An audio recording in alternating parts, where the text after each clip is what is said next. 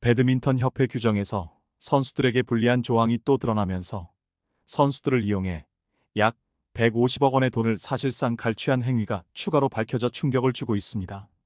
배드민턴과 유사하게 라켓을 사용하는 스포츠 종목으로 테니스가 있는데 여러분은 대한테니스협회가 1년에 스폰서로부터 후원받는 금액이 얼마인지 아십니까? 대한테니스협회는 최근 국가대표 후원 계약을 체결하면서 1년에 현금 3억 원과 물품 2억 원 등 3년간 매년 5억 원 상당의 후원을 받는 계약을 맺었다고 합니다. 그러나 같은 라켓 종목인 배드민턴의 경우 연간 290만 달러, 약 40억 원에 가까운 현금과 그에 상응하는 물품을 받아 테니스협회 후원 계약의 10배에 달합니다. 2023년부터 2027년까지 4년간의 계약으로 현금만 159억 원에 달하며 물품 후원 금액까지 합치면 수백억 원 규모에 달합니다. 더구나 배드민턴 브랜드 빅터와 요넥스가 거액의 계약을 놓고 최고가 경쟁까지 벌였다고 합니다. 이처럼 대형 계약을 성사시킬 수 있는 이유는 배드민턴 인구가 테니스보다 훨씬 많아 그만큼의 홍보 효과를 누릴 수 있기 때문입니다. 그렇기에 대한배드민턴협회는 대기업 회장이 아닌 다른 사람이 회장이 되더라도 회장과 임원들이 기부금을 내놓지 않아도 협회 운영에 필요한 재원을 충분히 확보할 수 있는 것입니다. 그러나 만일 안세영 선수가 대표팀에서 빠진다면 협회가 받을 수 있는 후원금은 얼마로 줄어들까요? 국제대회에서 안세영 선수에게 7번 맞붙어 한 번도 이기지 못한 인도의 신두 선수는 여자 배드민턴 세계 랭킹 13위로 지난해의 상금과 광고, 스폰서 등을 포함해 약 97억 원의 수입을 올렸습니다. 반면 세계 랭킹 1위인 안세영 선수는 지난해 16개 국제대회에 출전해 11번 우승했고 나머지 5번도 준우승과 3위가 한 번으로 모든 대회에서 3위 안에 들었습니다. 그럼에도 불구하고 연봉은 몇 천만 원에 불과하며 총 상금은 62만 8령 달러에 그쳤습니다. 또한 대한배드민턴협회는 선수가 개인적으로 스폰서십을 받는 것을 금지하고 있기 때문에 안세영 선수는 월등한 성적에도 불구하고 세계 랭킹 13위 선수의 수익의 절반도 못 미치는 상황입니다. 현재 은퇴한 이용대 선수는 매해 요넥스로부터 10억 원의 스폰서를 받고 있습니다. 만일 현역인 안세영 선수가 스폰서십을 받는다면 최소한 이용대 선수의 10억 원 이상을 받을 수 있을 것입니다. 만약 지난해와 같은 활약을 펼친다면 스폰서십과 상금으로 상당한 수익을 올릴 수 있으며 광고 및 메인 스폰서 외에 추가 스폰서 계약까지 진행된다면 금액은 더욱 커질 것입니다. 대한배드민턴협회가 가장 두려워하는 것은 바로 이런 상황으로 만일 안세영 선수가 프리 선언을 한다면 협회의 재원이 급격하게 줄어들 것입니다. 과거 후원사에서 겪었던 트라우마도 있는데 그것은 바로 큰 문제를 일으켰던 빅터 사태입니다. 원래 대한배드민턴협회를 오랫동안 후원해온 브랜드는 요넥스입니다. 요넥스는 20년 넘게 배드민턴협회를 후원했고 그로 인해 다른 업체는 경쟁 입찰에 도전조차 하지 못했습니다.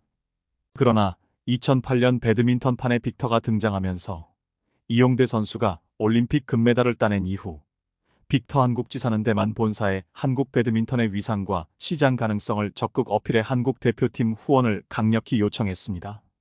이에 본사는 1년 300만 달러, 약 40억 원이라는 파격적인 조건으로 2020년까지 대한민국 국가대표 후원 자격을 얻게 되었습니다. 당시 배드민턴의 인기가 급상승하면서 소녀 팬들이 이용대를 보기 위해 체육관에 몰려들었고 초등학교 배드민턴 부가 크게 늘어났습니다. 코리아 오픈 준결승과 결승의 티켓이 매진되며 암표까지 성행할 정도로 배드민턴의 인기가 최고조에 달했습니다.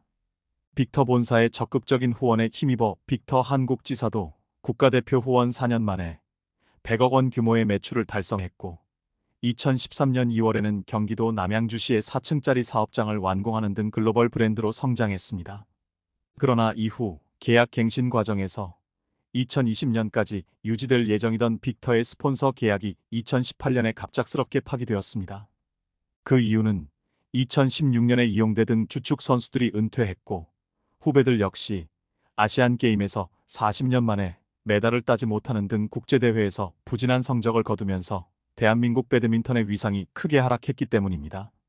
결국 빅터 본사는 2018년에 계약 파기를 선언했고 당시 빅터 한국지사장은 본사에 2번이나 찾아가 계약 파기를 막으려 했으나 본사는 1년에 수십억 원을 투자했음에도 홍보 효과가 없다는 데이터를 근거로 더 이상 설득할 수 없었다고 합니다. 한국 배드민턴이 부진에 빠진 근본적인 원인은 협회의 운영 부실과 횡포 때문이었습니다. 2018년 중국 오픈에 출전 중이던 대표팀 감독과 6명의 코치진은 11월 23일에 계약이 종료된다는 문자 메시지를 협회로부터 받았습니다. 당시 대표팀은 도쿄 올림픽을 목표로 세대 교체를 추진하며 유망주들을 아시안 게임에 내보냈지만 성적 부진으로 메달을 따지 못했습니다. 그러나 이러한 결정은 감독이 단독으로 내린 것이 아니라 협회와의 조율을 거친 결과였음에도 협회는 비판 여론이 커지자 국제대회 성적 부진의 책임을 감독에게 전가하며 해임을 통보했습니다.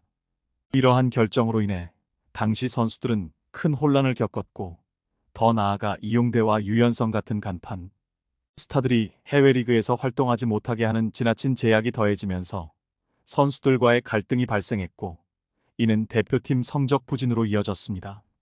당시 협회는 개인 자격으로 국제대회에 출전할 수 있는 연령을 남자는 만 31세, 여자는 만 29세로 올렸고 이에 국가대표 출신 고성현과 신백철 선수가 법원에 가처분 신청을 내어 이 규정의 효력을 정지시켰습니다. 이후 협회는 규정을 개정해 기존보다 남자는 3년, 여자는 2년 낮춘 새로운 규정을 도입했습니다. 이러한 협회의 결정에 빅터는 한국 배드민턴 선수들의 발전 가능성을 낮게 평가해 스폰서 계약을 전격적으로 파기했습니다. 빅터와의 계약이 파기된 후 2019년에 요넥스가 새로운 스폰서로 등장해 협회와 계약을 맺었으며 이 계약은 4년간 총 100억 원 내외로 알려졌습니다. 이후 2023년에 요넥스와의 계약이 1년 290만 달러, 4년 총 170만 달러로 인상되었습니다. 이와 같은 대폭적인 계약 인상에 가장 크게 기여한 사람은 단연코 안세영 선수입니다. 요넥스는 안세영 한 명만을 보고 이 거액의 스폰서 계약을 맺은 것입니다. 과거 빅터가 2009년부터 연 300만 달러를 지원하다가 계약을 파기했듯이 만약 안세영이 국가대표에서 은퇴한다면 요넥스도 동일한 결정을 내릴 가능성이 있습니다. 4년간 총 170억 원의 현금 후원금을 유지하려면 협회는 안세영의 은퇴를 막아야 하며 이를 위해 개인의 국제대회 출전 자격을 만 27세 이후로 제한하는 규정을 도입해 안세영의 활동을 제약하고 있습니다. 현재 인도와 중국 등 여러 나라에서는 배드민턴 프로리그가 성황리에 운영되고 있으며 국내에서도 프로리그 창설을 요구하는 목소리가 큽니다. 하지만 협회와 관련 세력들의 이해관계가 얽혀 제자리 걸음을 하고 있습니다. 과거 이용대 시절부터 실력이 검증된 선수들은 해외 리그로 진출하고 싶어 했고 안세영이 해외 리그로 진출한다면 인도의 신두 선수처럼 큰 수익을 올릴 수 있습니다. 그러나 협회는 그를 국내 실업팀 소속 아마추어 선수로만 활동하게 하며 90년대 방수현 시절의 고집을 여전히 버리지 않고 있습니다. 이로 인해 선수들에게 돌아가야 할 150억 원의 후원금을 사실상 갈취하고 있는 협회의 계산이 깔려 있는 것입니다. 만약 우리가 2024년에 살면서 갑자기 삐삐도 울리지 않던 90년대 초반으로 돌아가 핸드폰도 인터넷도 없이 살라고 한다면 과연 여러분은 그렇게 살 수 있겠습니까?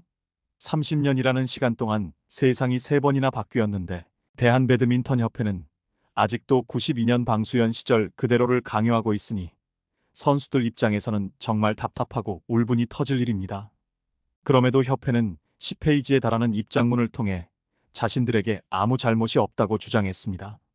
협회는 안세영이 개인 트레이너를 요청한 적이 없다고 말하지만 도대체 공식 전달이란 무엇입니까?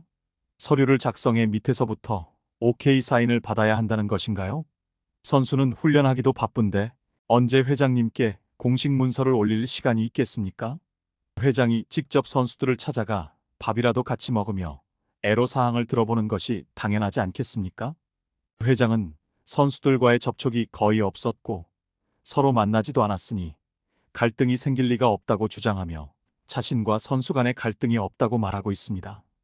또한 안세영에게 손흥민, 김연아처럼 맞춰줄 수 없다는 말만 하고 있으니 이는 얼마나 무책임한 발언입니까? 게다가 대한체육회 이기흥 회장마저 국민들에게 반성하고 사죄해야 할 마당에 오히려 안세영의 표현 방식을 탓하며 선수에게 책임을 돌리고 있습니다.